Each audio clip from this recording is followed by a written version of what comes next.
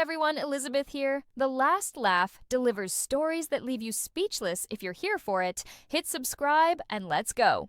The cream-colored invitation arrived on a Tuesday morning. Heavy cardstock, embossed lettering. My mother's charity gala had always been the social event of the season in our city. I opened it carefully. The Martinez Family Foundation cordially invites you to our annual charity gala. Black tie required. Then, handwritten at the bottom in my mother's precise script. Perhaps it's best you sit this one out, Elena. We need to make the right impression this year. I set the invitation on my kitchen counter and stared at it for a long moment.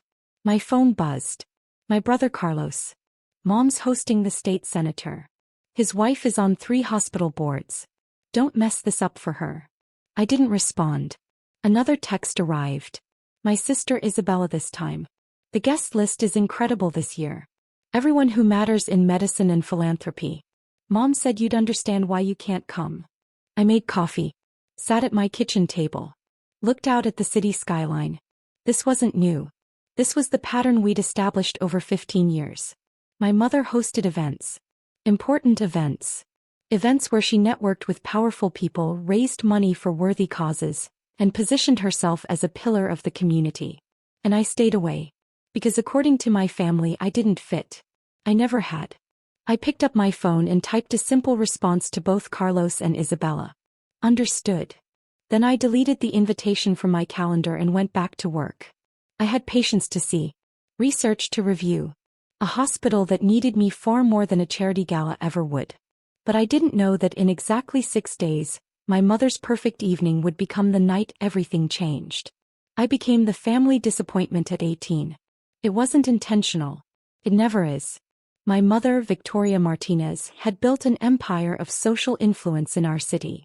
She sat on boards. She chaired committees. She knew governors, senators, and CEOs by their first names. Our family name meant something in the circles that mattered to her. My father had been a successful commercial real estate developer before he passed away when I was 16. He left us comfortable. Very comfortable. My older brother Carlos went to Yale, then Harvard Law. He joined a prestigious firm. He married the daughter of a federal judge. He gave my mother exactly what she wanted: connections, status, grandchildren who would attend the right schools. My younger sister Isabella became a corporate attorney at a Fortune 500 company. She married a cardiovascular surgeon.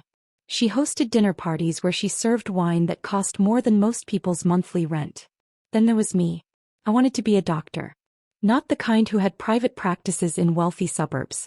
Not the kind who played golf with hospital administrators and lived in gated communities. I wanted to work in emergency medicine. In urban hospitals. With underserved populations. That's not a career, Elena, my mother said when I told her my plans at 17. That's a phase. You'll burn out in 5 years and have nothing to show for it. I want to help people who actually need help, I replied. Then do it properly, she snapped. Join a practice. Build wealth. Donate to charities like a civilized person. Don't throw yourself into the trenches like some martyr. We fought about it for months.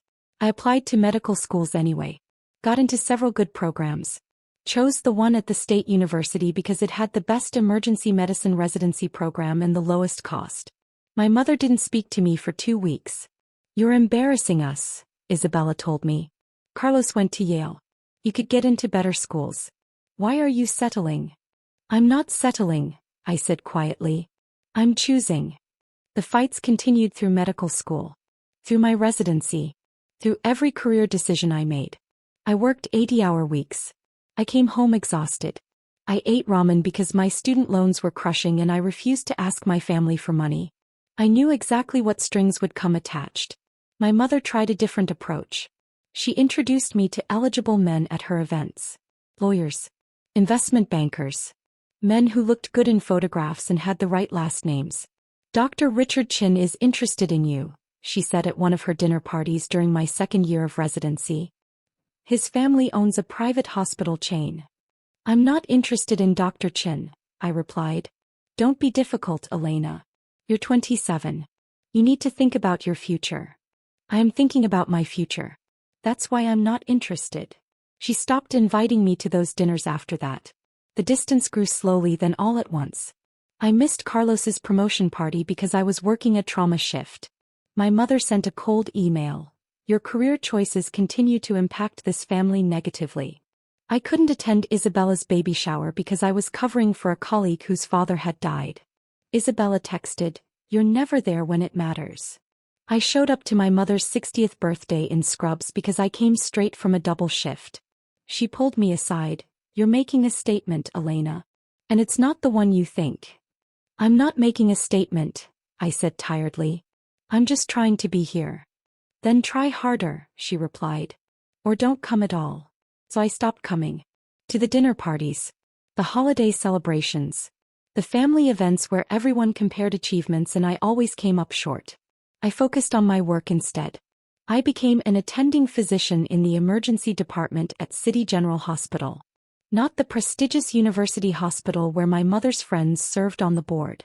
Not the private hospital where the wealthy received concierge care. City General, where we treated everyone. Where gunshot wounds and heart attacks and overdoses came through our doors every single night. Where we saved lives with limited resources and unlimited determination. My family thought I was wasting my potential. They had no idea what I was building. Because while I worked my shifts, I also started teaching. Medical students. Residents. I developed a reputation as a tough but excellent educator. Then I started publishing research. Studies on trauma care. On emergency protocols. On how to improve outcomes in underserved populations. My papers got attention. Boards. Recognition in medical journals. I was invited to speak at conferences. First locally. Then regionally. Then nationally. I became an expert. A thought leader. Someone other doctors called when they needed consultation on complex emergency cases. I was promoted to Director of Emergency Medicine at 34. At 36, I was recruited to help develop emergency medicine programs at 3 other hospitals in the state. At 38, I was appointed to the state medical board. But I never told my family any of this. Because they'd stopped asking about my career years ago. They'd decided I was a disappointment. That my choices were embarrassing. That my life was small. So I let them believe it. I skipped the family events. I sent polite cards for birthdays. I kept my distance. And I built something extraordinary in the space they weren't watching. The turning point came when I was 39. Dr. James Foster reached out to me directly. Dr. Foster was a legend in emergency medicine. He'd written the textbooks I studied in medical school. He'd revolutionized trauma protocols across the country. He was the keynote speaker at every major medical conference. And he wanted to meet with me. "Dr. Martinez," he said when we sat down for coffee, "I've been following your research for 3 years. Your work on reducing sepsis mortality in emergency departments is groundbreaking." I was stunned. "Thank you, Dr. Foster. That means everything coming from you." "I'm starting a new initiative," he continued. "A national training program for emergency medicine physicians. We're going to change how EM is taught in this country. I want you to help me lead it." I stared at him. "I'm sorry, what?" "You're exactly what this field needs," he said simply. "Someone who understands the academic side and the real-world application. Someone who's been in the trenches and published the research. I need someone like you." I joined his initiative. For the next 2 years, I traveled across the country developing curriculum, training physicians, implementing new protocols. I worked with hospital systems in 15 states. The initiative was massively successful. Mortality rates dropped. Efficiency improved. Emergency departments that implemented our protocols saw remarkable outcomes. Dr. Foster insisted I be listed as co-author on every publication. My name appeared in the New England Journal of Medicine, JAMA, The Lancet. I was invited to present at the American College of Emergency Physicians annual conference. Then to consult with the CDC on emergency preparedness. My salary tripled. Then tripled again. I bought a house. Not in the wealthy suburb where my mother lived, but a beautiful historic home near the hospital where I could walk to work. I established a scholarship fund for medical students from underserved communities. $2.3 million over 5 years. Anonymous. Because I didn't do it for recognition. I sat on advisory boards. I consulted with the state legislature on healthcare policy. And through it all, my family had no idea. Because when my mother asked what I was doing, I said, still working at City General. When Carlos asked if I'd ever consider private practice, I said, I'm happy where I am. When Isabella suggested I needed to elevate my social circle, I smiled and said, I'm too busy for that. They interpreted my answers as resignation, as acceptance of my mediocre life. I simply didn't correct them. The truth was, I didn't need their validation anymore. I had the respect of my colleagues, the gratitude of my patients, the satisfaction of knowing my work saved lives every single day. Their opinion of me became irrelevant somewhere along the way. But I didn't realize how irrelevant until the invitation arrived. The Martinez Family Foundation Annual Charity Gala. My mother had founded it 20 years ago. It raised money for various causes: medical research, arts education, scholarships. It was also her most important social event of the year. This year the theme was Advancing Medical Excellence. The irony wasn't lost on me. The invitation made it clear I wasn't wanted. My brother's text reinforced it. My sister's message drove it home. But what they didn't tell me was who the keynote speaker would be. I found out 3 days later when I opened my email. Dr. James Foster's assistant had sent me his speaking schedule. Martinez Foundation Gala, Keynote. The Future of Emergency Medicine. I stared at my screen. Dr. Foster was speaking at my mother's gala. My phone rang almost immediately. Dr. Foster himself. Elena, he said warmly, I just got the final schedule for the Martinez Gala. I didn't realize that was your family foundation. This is fantastic. We can finally meet your family. I've been telling everyone about your work. My stomach dropped. Dr. Foster, I said carefully, my family and I, we're not close. They don't really know about my recent work. There was a long pause. They don't know? He asked, confused. Elena, you're one of the most respected emergency physicians in the country. How do they not know? It's complicated, I said quietly. Will you be at the gala? He asked. I wasn't planning on it. Another pause. Longer this time. I see, he said finally. Well, that's unfortunate. I was planning to acknowledge you during my speech. Your research is the foundation of half my presentation. My hands went cold. Dr. Foster, please don't. Elena, he interrupted gently, I'm going to speak about your work because it deserves recognition. Whether you're in the room or not is your choice. But your family should know what you've accomplished. He hung up before I could protest further. I sat in my office, heart pounding. This was going to be a disaster. I spent the next 3 days trying to decide what to do. Option 1. Call Dr. Foster back and beg him not to mention me. But that felt dishonest. And unfair to him. He was proud of our work together. He had every right to discuss it. Option 2. Warn my family. I drafted the email a dozen times. Mom, the keynote speaker at your gala is my colleague. He might mention me. Too casual. There's something you should know about my career. Too dramatic.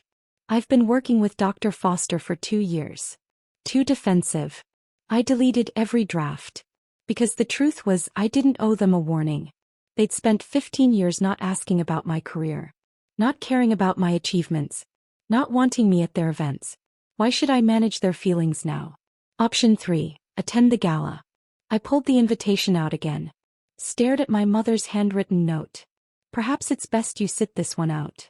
The old Elena would have stayed home. Would have avoided the confrontation. Would have protected them from embarrassment. But I wasn't that Elena anymore. I called the RSVP number on Wednesday afternoon. Martinez Foundation, a cheerful voice answered. This is Dr. Elena Martinez, I said. I'd like to add myself to the guest list for Saturday's gala. There was a pause. Some keyboard clicking. I'm sorry, Dr. Martinez, but I don't see you on the preliminary list. Are you calling as a guest of someone already attending? I'm Victoria Martinez's daughter, I said quietly. Another pause. More clicking. Oh, the woman said, her tone changing slightly. Oh, I see. Let me just confirm with Mrs. Martinez. That won't be necessary, I said firmly. Please add me to the list. One guest.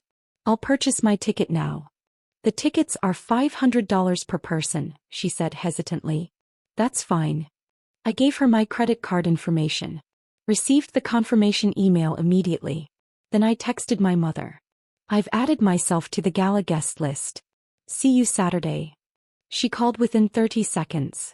Elena, what are you doing? She demanded without preamble. Attending your gala, I said calmly. I specifically told you. I know what you told me. I'm coming anyway. This is not the time for one of your protests, she hissed. I have important guests. The state senator. Hospital board members. This is not about you. I'm aware, I replied. I'll be perfectly professional. You won't even know I'm there. Elena. I'll see you Saturday, Mom. I hung up. My phone exploded immediately. Carlos. Isabella. Both demanding to know what I was doing. I didn't respond to either of them. Instead, I went to my closet and pulled out the dress I'd bought 6 months ago for a medical conference awards dinner. But elegant. Professional. I'd never worn it. The awards dinner had been cancelled due to COVID. It would be perfect for Saturday. The gala was held at the Grand Ballroom of the Riverside Hotel. The same venue my mother had used for 15 years. I arrived at 7:15. Fashionably late, but not so late as to make an entrance. The ballroom was stunning. Crystal chandeliers. Round tables with cream linens and gold accents. Centerpieces of white orchids and roses. A stage at the front with the foundation's logo projected behind it. Easily 300 people in attendance. I checked my coat and walked into the ballroom. I spotted my family immediately. They had a prominent table near the front. My mother in a midnight blue gown, holding court with a circle of elegantly dressed guests. Carlos and his wife. Isabella and her husband. My mother saw me. Her expression froze. Then hardened. She excused herself from her conversation and walked toward me, her smile tight and furious. What are you doing here? She whispered sharply when she reached me. Attending your gala, I said calmly. I told you not to come. You suggested I sit it out. I decided not to. Her eyes narrowed. Elena, if you embarrass me tonight. I won't, I interrupted. I'm here to support the foundation and listen to an excellent keynote speaker. That's all. Carlos appeared at her shoulder. This isn't the time for family drama. There's no drama, I said evenly. I'm a guest. Just like everyone else. Isabella joined them, her expression cold. You couldn't just let Mom have this one night. I looked at my sister. To my brother. To my mother. I'm going to find my seat, I said quietly. I walked away before they could respond. My assigned table was in the back. Table 23. As far from the family table as possible. I sat down next to a kind-looking older couple who introduced themselves as donors who'd supported the foundation for years. Dinner was served. Speeches were made. My mother welcomed everyone, thanked the sponsors, and introduced the cause they were supporting tonight. Funding for medical education scholarships. More irony. Then she introduced Dr. James Foster. The room applauded enthusiastically. Dr. Foster was a draw. Everyone in this room knew his name, even if they weren't in medicine. He took the stage, gracious and confident. Thank you, Victoria, for that kind introduction, he began. And thank you all for supporting this important cause. Medical education is the foundation of healthcare excellence. And tonight I want to talk about what excellence really looks like. He clicked to his first slide. A graph showing emergency department mortality rates over the past decade. 10 years ago these were our numbers, he said. Today they look very different. Another slide. The numbers had dropped dramatically. This improvement didn't happen by accident, Dr. Foster continued. It happened because brilliant physicians asked difficult questions and did the hard work to find answers. He paused. Looked out at the audience. One of those physicians is in this room tonight. My heart stopped. Dr. Elena Martinez is the reason I'm standing here, Dr. Foster said clearly. She was my student 15 years ago. Brilliant, dedicated, and completely unwilling to accept good enough when lives were at stake. My mother's head snapped around. She was scanning the room. Dr. Martinez's research on sepsis protocols has been implemented in hospitals across this country, Dr. Foster continued. Her work has saved thousands of lives. Literally thousands. He clicked to another slide. My name. My publications. My research outcomes. She's currently serving on the state medical board, advising on emergency preparedness policy, and leading a national training initiative that has transformed how we teach emergency medicine. The room was silent. Everyone listening. She's also, Dr. Foster said with a warm smile, one of the most humble people I've ever met. She does this work not for recognition, but because she genuinely believes every patient deserves excellent care regardless of their zip code or ability to pay. My mother had found me now. She was staring at me from across the room, her face completely white. Carlos and Isabella were frozen at their table. "Dr. Martinez, are you here tonight?" Dr. Foster asked, shading his eyes against the stage lights. The couple next to me turned to stare. I stood slowly. 300 people turned to look at the woman in the back of the room. "There she is," Dr. Foster said, his smile widening. "Dr. Martinez, would you please come up here?" My mother's expression was pure horror. I walked through the tables. Every eye on me. The room absolutely silent except for my heels on the hardwood floor. When I reached the stage, Dr. Foster reached down to help me up the stairs. "Ladies and gentlemen," he said, his hand on my shoulder, "this is what dedication looks like. This is what excellence looks like. And this is why I believe the future of emergency medicine is in very good hands." The room erupted in applause. I looked out at the audience. At the state senator standing and clapping. At the hospital board members on their feet. At 300 people showing respect for work I'd done quietly without fanfare for 15 years. At my table, my mother sat frozen. Her carefully planned evening completely derailed. Dr. Foster leaned toward the microphone. "I have one more surprise. Dr. Martinez doesn't know this yet, but she's been nominated for the American College of Emergency Physicians Distinguished Service Award, the highest honor in our field. And I'm proud to tell her tonight that she's won." More applause. Louder this time. I turned to Dr. Foster, genuinely shocked. "I didn't." "The committee voted unanimously," he said warmly. "You'll receive the award at the national conference in October." He hugged me, then gestured for me to say something. I took the microphone with shaking hands. "I don't know what to say," I started honestly. "Dr. Foster, thank you for believing in this work. For believing in me." I paused. Looked out at the crowd. My eyes found my mother's table. "I also want to thank my family," I said quietly, "for teaching me that the only validation that matters is the work itself. That true success isn't about recognition or status. It's about impact. About lives changed. About choosing purpose over prestige." My mother's face was ashen. "Thank you all for supporting medical education tonight," I continued. "These scholarships will change lives. I know because I've seen what happens when talented students get opportunities. They become the physicians who change medicine." I handed the microphone back to Dr. Foster. The applause was deafening. I walked off the stage. But instead of returning to my table, I walked straight toward the exit. I'd said what needed to be said. There was nothing left. As I reached the ballroom doors, I heard my mother's voice behind me. "Elena. Stop." I turned. She was standing in the middle of the ballroom, her perfect composure completely shattered. "Why didn't you tell me?" she asked, her voice breaking. "You never asked," I said simply. Then I walked out. My phone started ringing before I reached my car. Carlos. Isabella. My mother. All calling simultaneously. I silenced my phone and drove home. When I got there, I found 47 text messages waiting. From Carlos, "We need to talk. Now." From Isabella, "How could you embarrass Mom like that?" From my mother, "Come back. We need to discuss this." I read them all. Then I set my phone down and made tea. The doorbell rang at 10:30. My mother stood on my porch, still in her gala gown. "May I come in?" she asked quietly. I stepped aside. We sat in my living room. She looked around at my home for the first time. The built-in bookshelves filled with medical texts. The framed photographs from medical conferences. The awards I'd never mentioned. "Why didn't you tell me?" she asked again. "Would it have mattered?" I replied. "Of course it would have." "No," I interrupted. "It wouldn't have. Because you'd already decided who I was. What my life meant. What my choices said about me. That's not fair. Isn't it?" I asked. "When was the last time you asked about my work? My research? My career?" She was silent. "You told me I was embarrassing the family," I continued quietly.